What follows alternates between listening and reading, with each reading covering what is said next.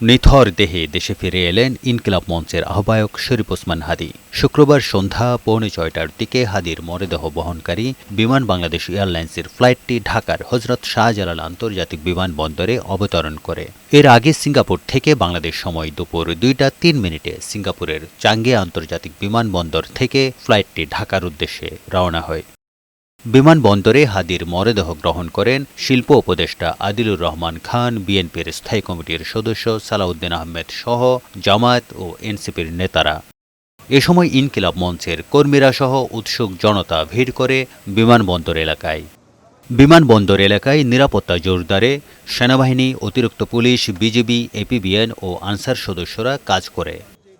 শহীদ ওসমান হাদীর মরদেহ বহনকারী গাড়িটি বিমানবন্দর থেকে হৃদরোগ ইনস্টিটিউট ও হাসপাতালের হিমঘরের উদ্দেশ্যে নিয়ে যাওয়া হয়। সেখানে রাখা হয়েছে তার মরদেহ। শনিবার দুপুর 2টায় জাতীয় সংসদ ভবনের দক্ষিণ প্লাজায় তার নামাজে জানাজা অনুষ্ঠিত হবে।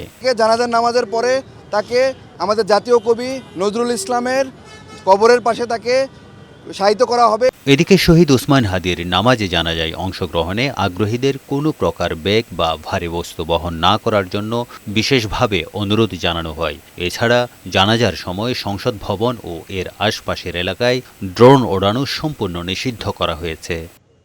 তারেক শিকদার, বৈশাখী সংবাদ, ঢাকা।